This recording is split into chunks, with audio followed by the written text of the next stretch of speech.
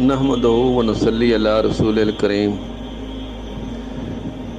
اما بعد فاعوذ باللہ من الشیطان الرجیم بسم اللہ الرحمن الرحیم فَإِذَا سَوَّيْتُهُ وَنَفَخْتُ فِيهِ مِن رُوحِي صدق اللہ العظیم۔ اور جب اللہ تعالیٰ نے آدم علیہ السلام کا تسویہ کر لیا اور پھر پھونکا اس میں اپنی روح میں سے، اپنی فی ہے اس میں، من سے روحی اپنی روح۔ یہ بہت گہری بات ہے۔ من سے روحی یعنی اللہ تعالیٰ نے اپنی روح پھونکی۔ بات یہ ہے کہ وہ وزن جس کو فرشتے نہیں اٹھا سکے، کوئی پہاڑ نہیں اٹھا سکا، اس بوجھ کو آدم علیہ السلام نے اٹھایا۔ انسان کے دل کے اندر، قلب کے اندر 18,000 عالم ہیں۔ روح بھی ایک لطیفہ ہے۔ مقام قلب کے بعد مقام روح ہے، یعنی مقام قلب سے مقام روح اونچا مقام ہے۔ مقام قلب یہ ہے کہ اس کے اندر 18,000 عالم پوشیدہ ہیں۔ یہ کوئی معمولی بات نہیں ہے۔ 14 طبق دلے دے اندر تمبو وانگر تانے ہو۔ 14 طبق دلے دے اندر تمبو وانگر تانے ہو۔ جسٹ ایک چھوٹا جا خون دا لوتھڑا نہیں ہے، ٹھیک ہے نا۔ مقام قلب ٹھیک ہے، مانتے ہیں، کسی نے کہاں بتایا، کسی نے کہیں بتایا، اس پہ کوئی اعتراض نہیں ہے۔ صوفیاء کا آپس میں اختلاف ہو سکتا ہے۔ 18,000 عالم ہیں۔ اب قلب میں 18,000 عالم ہیں یا 14,000 طبق ہیں، یہ کوئی معمولی بات ہے؟ پھر فرمایا قلوب المومنین عرش اللہ تعالیٰ، مومن کا دل اللہ تعالیٰ کا عرش ہے۔ یہ عرش نہیں ہے۔ عرش کی وسعت کیا ہے؟ وہم و گمان سے زیادہ ہے۔ وہم و گمان سے جو عرش کی وسعت ہے اس کی کوئی حد نہیں ہے، وہ لامحدود ہے۔ اب رب کہتا ہے کہ یہ جو قلب ہے اس میں سما سکتا ہوں۔ بات تو یہاں سوچنے کی یہ ہے کہ وہ جو ذات ہے وہ لامحدود ہے۔ لامحدود ہے اللہ کی ذات، پھر آپ قلب کو محدود کیسے کریں گے جب وہ لامحدود ہے؟ پھر قلب کی حد قائم کر لیں؟ نہیں، پھر یہ قلب جو ہے نا یہ بھی لامحدود ہے، لیکن اس وقت جب اس کا تصفیہ ہوگا، تصفیے سے پہلے نہیں۔ یعنی ہر چیز کی محبت کو نکالنا، ہر قدورت سے اس کو مصفا کرنا، پاک کرنا، پھر یہ دل اس کا گھر بنتا ہے۔ ادھر فرمایا وَإِذْ جَعَلْنَا الْبَيْتَ مَثَابَةً لِلنَّاسِ وَأَمْنًا، ابراہیم تیرے دل کو ہم نے اپنا گھر بنا لیا ہے، اب جس کو میری ضرورت ہوگی وہ تیرے پاس آئے گا۔ کیسی بات ہے؟ وَإِذْ جَعَلْنَا الْبَيْتَ مَثَابَةً لِلنَّاسِ وَأَمْنًا، ابراہیم تیرے دل کو میں نے اپنا گھر بنا لیا ہے۔ پہلے پریشانی ہے، پہلے آزمائش ہوئی، اب اس کا دل اللہ کا گھر بن گیا ہے۔ بعض کہتے ہیں کعبہ اللہ کا گھر ہے، وہاں بھی انوار و تجلیات ہیں، لیکن یہاں پر بعض نے ترجمہ کیا ہے کعبے کا، صوفیاء نے کیا ہے قلب کا، ابراہیم علیہ السلام کا۔ وَإِذْ جَعَلْنَا الْبَيْتَ مَثَابَةً لِلنَّاسِ وَأَمْنًا، ابراہیم علیہ السلام کے قلب کو، دل کو اپنا گھر بنایا ہے۔ اب جس کو اللہ کی ضرورت ہوگی وہ ابراہیم علیہ السلام کے پاس آئے گا۔ وہیں پہ ڈھونڈنا ہے نا، اسی گھر جانا ہے نا جہاں پر اللہ ہے۔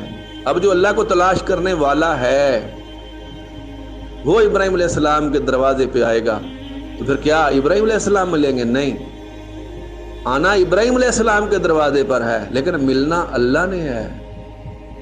آنا ابراہیم علیہ السلام کے پاس ہے، لیکن ملنا اللہ سے ہے، کیونکہ نبی اور ولی یہ اللہ تعالیٰ کی زبان ہے، ان کے ذریعے سے اللہ تعالیٰ اپنی بات ہم تک پہنچاتا ہے، ڈائریکٹ نہیں۔ ہماری اوقات کیا، کہ ڈائریکٹ سن سکیں یا ہمارے ساتھ وہ کلام کرے، نہیں، اس نے اپنی پیغام رسائی کے لیے انبیاء کا انتخاب کیا ہے، ڈائریکٹ کرے، فرشتوں کے ذریعے کرے، یا جو بھی رستہ ہے وہ اللہ تعالیٰ کا ہے۔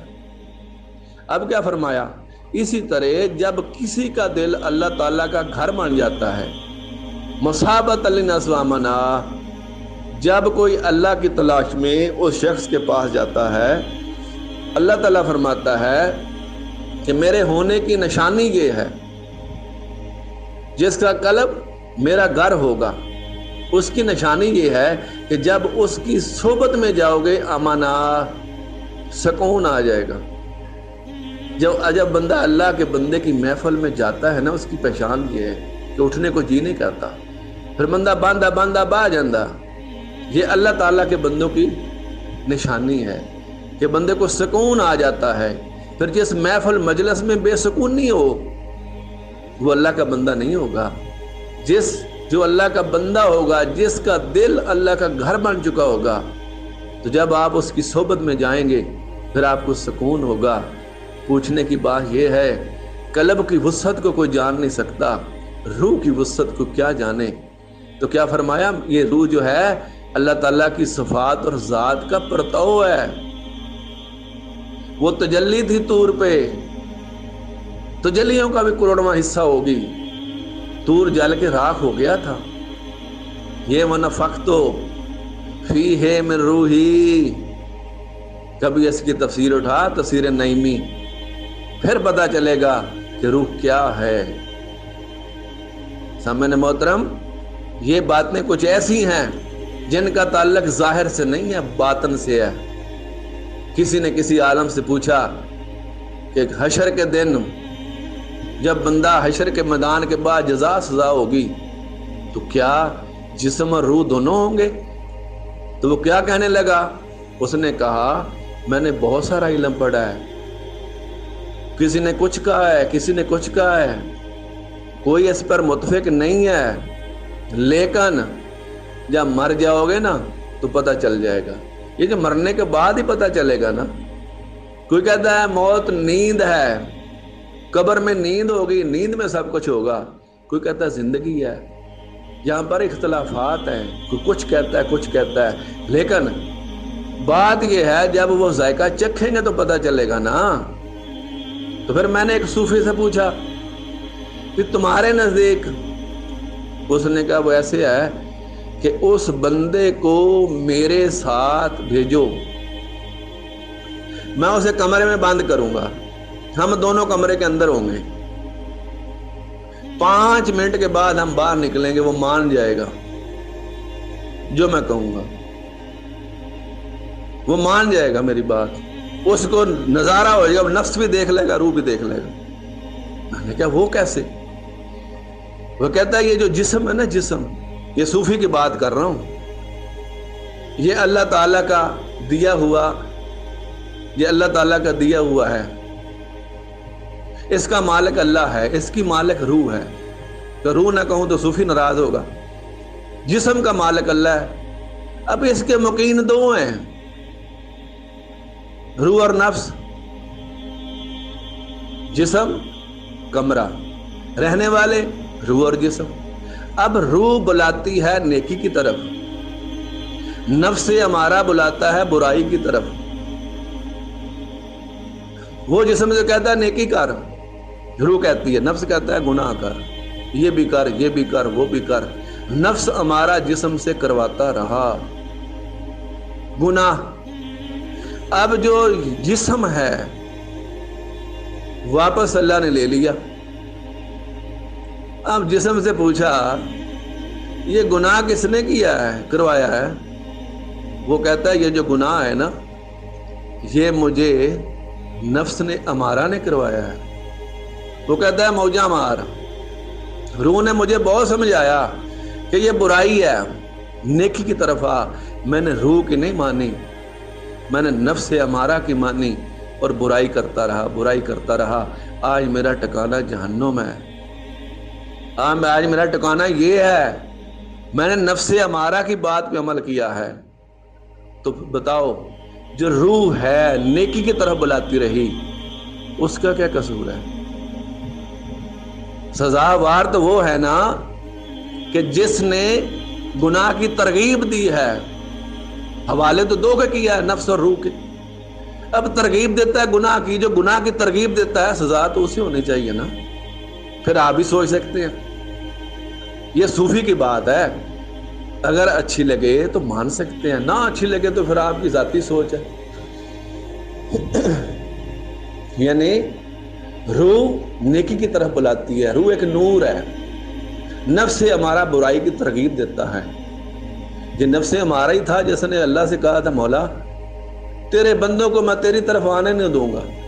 اب سمجھ آئی نا نفس ہمارا کی، تیرے بندوں کو تیری طرف آنے نہیں دوں گا، بس مجھے ذرا لمبی عمر دے دے.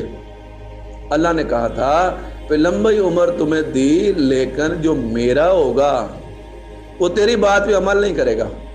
لیکن یہ بہت بڑا ایک دھوکہ ہے جو شیطان ہے. یہ دھوکہ ورگلاتا ہے، نفس ورگلاتا ہے، کوئی گال نہیں، کر لے کر لے کر لے.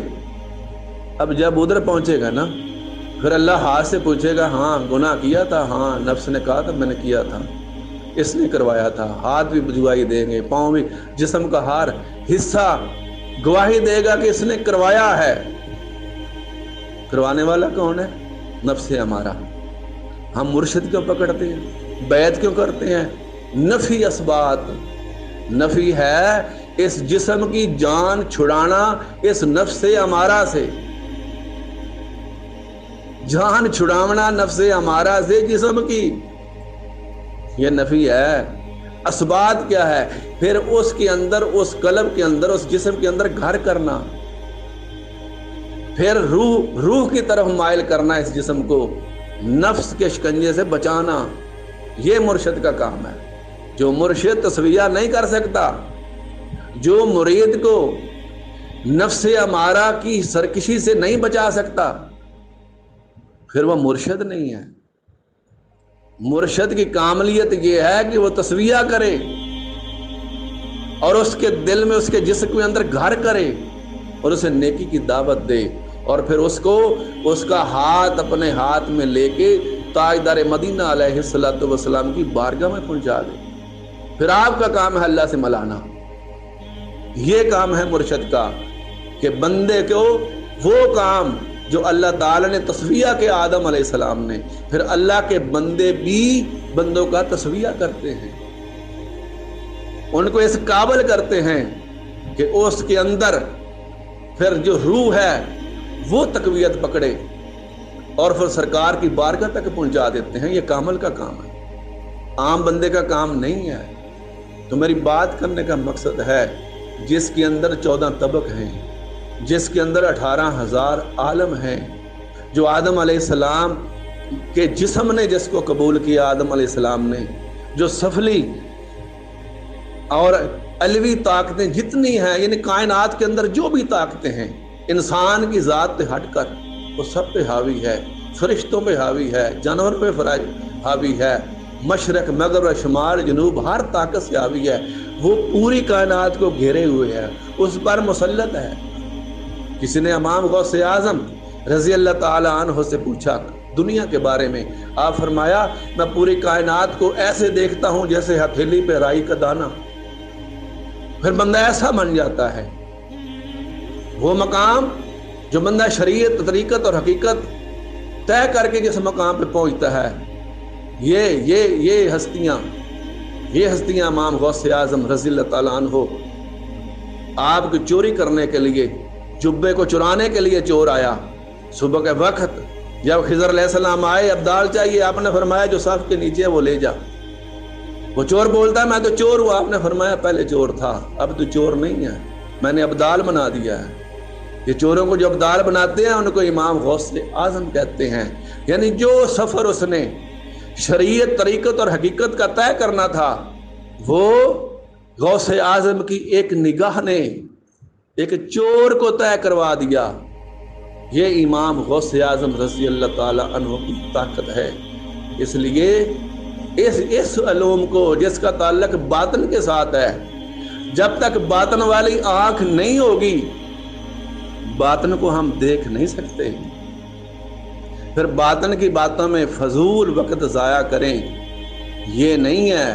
ہم تو ظاہر جوگے بھی نہیں ہیں، ہمیں تو ظاہر کا بھی پتہ نہیں ہے، ہمارا تو ظاہر بھی ٹھیک نہیں ہے، باتیں کریں باطن کی، پھر زبردستی کریں کہ مجھے لازمی سنو جی، میں تو بس سنا کے چھوڑوں گا۔ نہیں بھائی، یہ گروپ ہم نے بنایا ہے اپنے لیے، اپنے لوگوں کی اصلاح کے لیے، نہ کہ کسی کو سننے کے لیے۔ کسی کو زیادہ شوق ہے اپنا گروپ بنائے، اپنی تنظیم کا، اپنی جماعت کا، اپنا جس کا جو شوق ہے مقرر بن جائے، مصنف بن جائے، جو مرضی بنے۔ ہمیں تمہارے علم کی ضرورت نہیں ہے، نہ ہم چاہتے ہیں، نہ تمہیں گنتے ہیں، نہ سمجھتے ہیں کہ تمہاری ہم بات بھی سنیں گے یا تمہیں اس قابل سمجھتے ہیں۔ نہیں، کہتا ہے آئیں پھر میں سکھاتا ہوں۔ تو کون؟ تو کس بات کی مولی ہے جو کس ہمیں سکھائے؟ تو خود سیکھنے والا ہے۔ پھر میں نے گروپ جو ہے اس سے سائٹ پہ ڈائریکٹ مجھ سے رابطہ کیا، اب مرشد کے بارے میں جو آپ کا خیال ہے، وہ خدا کے بندے یہ زبردستی سے ہمیں علم سکھانا چاہتا ہے، زبردستی کرنا چاہتا ہے بھی علم سیکھے۔ تیری کیا اوقات ہے، تیری کیا ضرورت ہے؟ ہمیں ایسا علم سکھایا جاتا ہے؟ علم تو کسی کی مرضی ہے جو سیکھنا چاہتا ہے۔ مولا علی کرم اللہ وجہ تو فرماتے ہیں بندہ نہ چاہے تو اسے بات نہیں کرنی، اسے تبلیغ نہیں کرنی، پہلے مائنڈ کو اس کو سیٹسفائی کرو، وہ چاہے میں نے سیکھنا ہے پڑھنا ہے پھر اس کو پڑھاؤ۔ زبردستی کہہ رہے ہیں، نہ ہمارے لیے تم عالم دین ہو، نہ ہمارے لیے تم صوفی ہو، نہ تسی کوئی اور چیز ہو۔ بھئی اپنی راہ لو، کوئی اور گروپ تلاش کرو یا اپنے گروپ بناؤ۔ خبردار کبھی ہمارے گروپ میں کسی قسم کی